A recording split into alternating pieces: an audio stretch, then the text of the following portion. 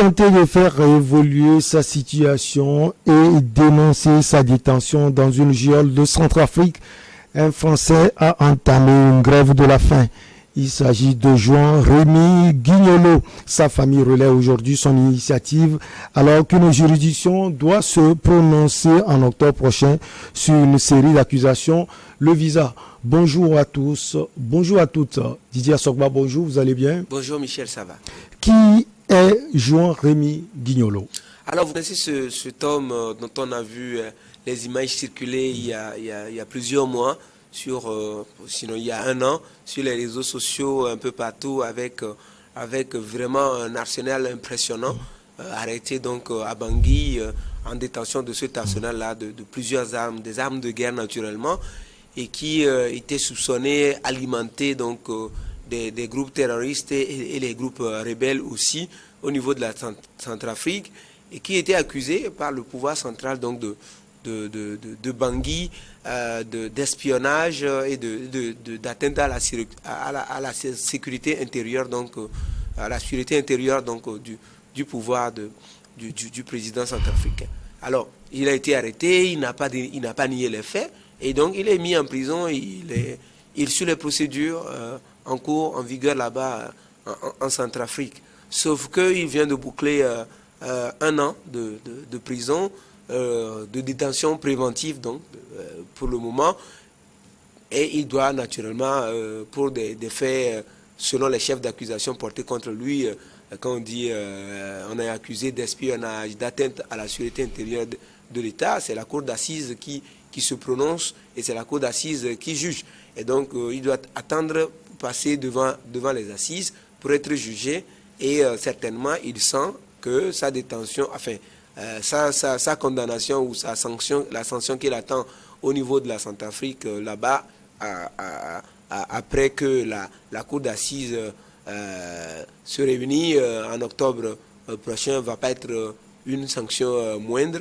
contre lui, et il décide aujourd'hui de se faire entendre et de faire appel à son pays qui hier ne croyait véritablement pas à l'accusation et à son arrestation. Alors, il faut nécessairement, Didier Assogba, un an pour qu'il soit entendu. C'est ça la question. Pourquoi la procédure a-t-elle aussi duré?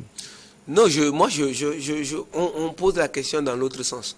Pourquoi a-t-il attendu à ce que la procédure avance et que la cour d'assises, les audiences des assises soient proclamées pour le mois prochain, le mois d'octobre, qu'il décide de se mettre en grève de faim? Moi, je pose la question dans l'autre sens. C'est parce que dans le dossier, certainement, il sait avec son avocat que ça ne va pas être facile pour lui et qu'il risque une lourde sanction, une lourde condamnation au niveau de la Centrafrique. Il décide maintenant de se faire sauver par son pays. Sinon, naturellement, on connaît les systèmes judiciaires en Afrique. Ce n'est pas seulement en Centrafrique. Les détentions préventives durent même des fois dans certains pays 2 ans avant que les procédures ne finissent. Surtout que quand on parle de la procédure d'assises, figurez-vous que dans certains pays, la cour d'assises ne se réunit que chaque 5 ans. Donc, si la cour d'assises devrait se réunir que cette année 2022, alors qu'il a été arrêté en 2021 et que les chefs d'accusation portés contre lui l'envoient devant la cour d'assises, on ne va pas à cause de lui seul, parce qu'il est français, faire réunir la cour d'assises, violer la loi centrafricaine, faire réunir la cour d'assises pour que la cour d'assises connaisse son dossier et, je ne sais pas, programmer les autres audiences plus tard. Je crois qu'on est dans ce cas de figure-là, que la procédure suive son cours normal, même si les audiences préalables avaient été bouclées, à d'attendre à ce que la cour d'assises démarre ses audiences foraines pour que M. Guignolo puisse passer, répondre des faits, des accusations portées contre lui. Donc oui, l'Afrique a des difficultés, notamment au niveau de son système judiciaire, mais ce n'est pas tant qu'on va devoir avancer des procédures parce que tel est français, parce que tel est allemand, parce que tel est américain. Aujourd'hui, la justice centrafricaine a ses difficultés, a ses problèmes, mais c'est la cour d'assises qui doit juger monsieur qu'il fût-il français, c'est la cour d'assises qui doit le juger, et la cour d'assises, ma foi, se réunit le mois prochain, on peut naturellement attendre, s'il n'a rien à se reprocher, pour que ses avocats le défendent et le sortent finalement de la détention. S'il arrive qu'il est détenu arbitrairement, oui, la Centrafrique sera condamnée et il pourra faire le recours pour que la Centrafrique soit condamnée et que la Centrafrique lui verse les dommages et intérêts. Mais dans le cas là, cette réaction, ma foi, semble être une réaction qui cache le sentiment de culpabilité. Alors, il entame, selon mes informations, la grève de la faim, Didier Assogba, pour 3 raisons. D'abord, la violation de ses droits et surtout de la loi centrafricaine. Oui, est-ce qu'il est le mieux placé pour parler de la violation de la loi centrafricaine, accuser la Centrafrique de violer ses propres lois, n'est-ce pas? Ouais. Alors, est-ce que la Centrafrique est venue chez lui, la Centrafrique est venue déposer des armes chez lui? Puisque ce qui a déclenché cette histoire-là, c'est qu'il soit en Centrafrique en détenant des armes lourdes, des armes de guerre, et soupçonné d'alimenter les réseaux rebelles et les réseaux terroristes avec ces armes-là, naturellement, qui pourraient un jour servir à déstabiliser le pouvoir central de Bangui. Donc on peut violer ses droits, violer la loi centrafricaine? Non, je ne parle pas de droit, je parle de la loi dans ce sens-là.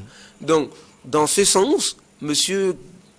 Quignolo, pour nous éviter tout ceci, aurait pu ne pas détenir en Centrafrique. On ne lui interdit pas de venir vivre en Centrafrique, mais il aurait pu s'abstenir de détenir les armes de guerre et d'alimenter un certain nombre de groupes rebelles avec ces armes-là pour faire mal aux Centrafricains. Et, pour le moment, est-ce que c'est vérifié? C'est vérifié? Bon, de toute façon, même dans les raisons qu'il évoque pour soutenir sa grève de faim, il n'a jamais parlé du fond du dossier.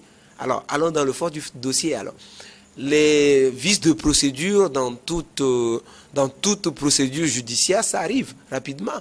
Et surtout que nous sommes sur le continent africain où nous n'avons pas naturellement, nous avons la lourdeur des administrations et tout.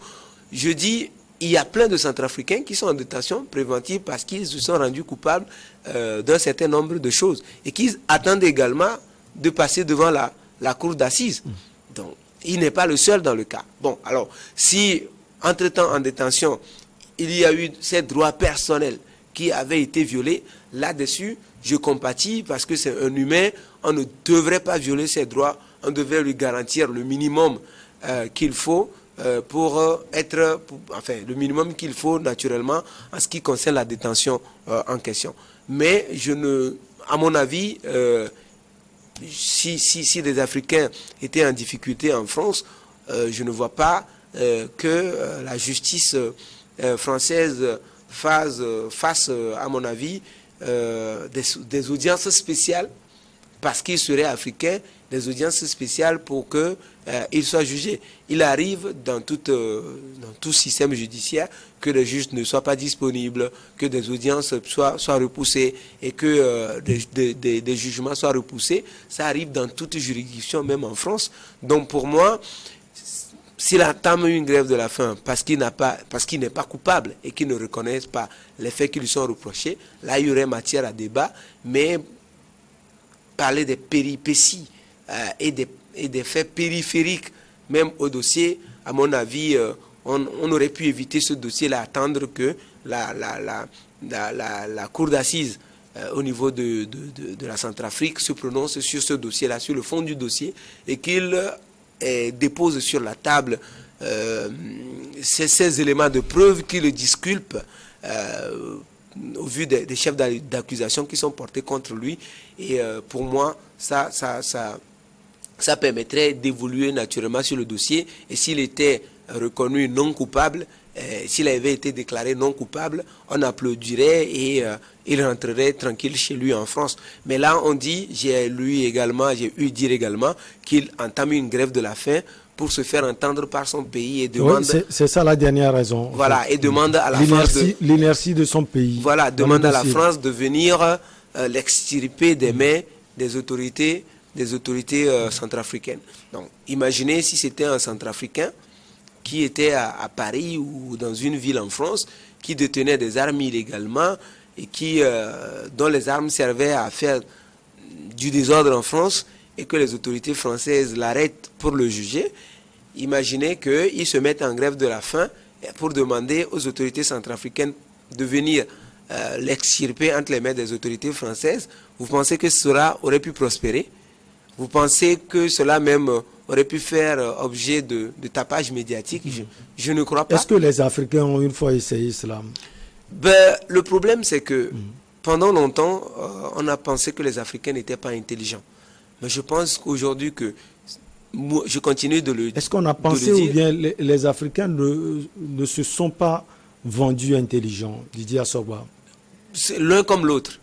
L'un comme l'autre, des gens ont pensé que les Africains n'étaient pas intelligents et donc ils se servaient, ils leur donnaient cette impression-là pour pouvoir les asservir. Aujourd'hui, je pense qu'il y a cet éveil-là des Africains qui ont fait les mêmes études que les dirigeants occidentaux, qui sont décomplexés, qui n'ont plus naturellement de leçons à recevoir. Dans la justice française, là-bas, tout n'est pas rose. Il y a également des vices de procédure. Il y a naturellement des problèmes. Il y a même des condamnations qui sont faites sur la base de fausses raisons. Et des années plus tard, on revient sur ces jugements-là et la justice n'a que des excuses à présenter à des gens.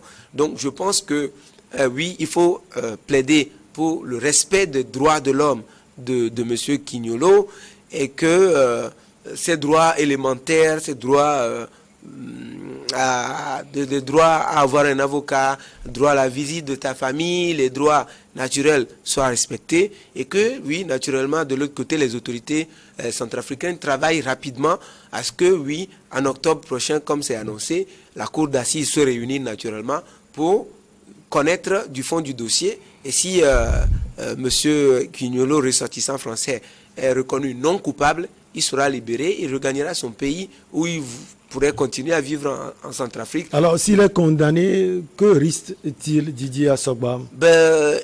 S'il est condamné, il risque les travaux forcés à perpétuité là-bas. Je pense que c'est ce qui fait peur, et puisque son avocat également est en branle, c'est naturellement son avocat qui a commencé à parler de cette grève de faim-là. L'avocat, naturellement, c'est qu'il y a risque de condamnation de son client à cette lourde peine de travaux forcés à perpétuité en Centrafrique. Je crois que c'est ce qu'il veut naturellement éviter à son client, cette condamnation, puisque en Centrafrique, il y a eu abolition de la peine de mort. Donc, il ne va pas mourir, mais il a peur de se donner à des travaux forcés à perpétuité pour les Centrafricains, ce qui naturellement... Qu'est-ce qui explique selon vous le silence de la France dans le dossier? Vous savez que depuis que la France a abandonné la Centrafrique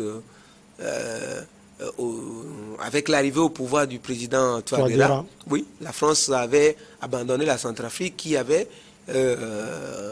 qui s'était embourbée dans une rébellion entre les Séléka, les anti-Balaka, avec, vous voyez, cette rébellion qui a pratiquement causé du tort au pays et qui a décimé le pays, et la Centrafrique avait demandé naturellement l'appui de la France pour la réforme des FACA, les forces armées centrafricaines. La France avait promis soutenir la Centrafrique pour la formation des officiers et la réforme, l'équipement de l'armée. Vous savez ce que la France a fait au finish, c'est de laisser la Centrafrique et de retirer finalement les soldats français qui étaient en poste à Bangui pour s'interposer entre la rébellion et les forces régulières. Mais à partir de ce moment-là, les autorités centrafricaines ont dû chercher ailleurs d'autres partenaires pour les aider à former l'armée, à s'équiper, à armer donc les forces, les FACA. Et aujourd'hui, il y a une brouille pas possible entre la France et le Centrafrique. Et la Centrafrique. Et vous savez, il y a des escalades de déclarations entre les deux pays. Et la France qui accuse Bangui de s'allier à la Russie on a entendu parler des mercenaires de Wagner. Bref, pour la première fois. La France ne veut plus mettre sa bouche dans les affaires de la République centrafricaine. C'est ce que vous voulez dire, compte tenu du de ce passé qui est récent. Je crois également que les autorités centrafricaines ne veulent plus que la France également se mêle des affaires centrafricaines, parce qu'ils ont décidé de prendre leur destin en main après que la France les a abandonnés. Donc à partir de ce moment-là, que la France se mette à accuser la Russie ou la Centrafrique d'aller voir avec la Russie, qu'est-ce que vous voulez que les autorités centrafricaines fassent dans le cas où ils avaient été abandonnés? Un sentiment d'abandon qui les a poussés vers d'autres partenaires que la France trouve aujourd'hui comme des partenaires, enfin comme des ennemis à elle, et que les pays africains ne devraient pas traiter avec. Je crois que aujourd'hui, comme le dit plusieurs autorités africaines, c'est que l'Afrique n'a plus à s'aligner derrière quelqu'un. L'Afrique doit prendre son destin en main. Et si il faut s'allier avec la Russie pour avoir un peu de moyens pour s'autodéterminer, avec d'autres partenaires pour s'autodéterminer. Des moyens surtout militaires. Oui, naturellement, c'est ça qui manque au continent africain. Et on va faire allégeance à la France. Et à chaque fois, la France vous roule dans la farine. Et après, vous voyez à Bangui, un pays qui a connu tellement de coups d'État, et à chaque fois les chefs d'État font appel à la France qui n'est jamais là, et qui, bon, je ne veux pas dire, il y a eu des rumeurs de soutien aux rebelles, je ne sais pas si c'est vrai ou pas, mais ça reste des rumeurs. Mais ce qui est constant, c'est que le président actuel centrafricain était allé à Paris demander l'appui du président français d'alors, François Hollande, qui lui avait promis naturellement cet appui qu'il n'a jamais eu. Et quand, depuis que l'autre est venu, Macron est venu, c'est le retrait des troupes françaises de Bangui, et qui n'a pas de soutien, qui n'a pas les armes qui avaient été promis au président. Là, et vous voulez, dans ce cas-là, qu'est-ce qu'il fasse? Qu'il reste les bras croisés, que les Séléka, la rébellion, les Séléka, qui sont lourdement armés, par qui on ne sait pas, mais vous pouvez imaginer qui il était, que les Séléka viennent balayer le pouvoir central de Bangui, élu naturellement dans les urnes. Je crois que les autorités actuelles de la Centrafrique ne sont pas bêtes. Il faut naturellement travailler à armer l'armée centrafricaine pour la défense du territoire centrafricain. Donc cela permettrait naturellement au pouvoir central de Bangui de, à mon sens, préserver les ressources même du pays, que le diamant centrafricain serve naturellement au développement de la Centrafrique, au lieu que ça alimente d'autres réseaux et que ça permette à d'autres pays de s'enrichir. Merci beaucoup à vous, Didier Assogba, centrafricain français détenu pour espionnage, entame une grève de la faim. Il s'agit de Jean-Rémy Guignolo. Ça a été un plaisir de vous avoir sur ce plateau. On marque la petite pause et derrière on reçoit l'invité du jour.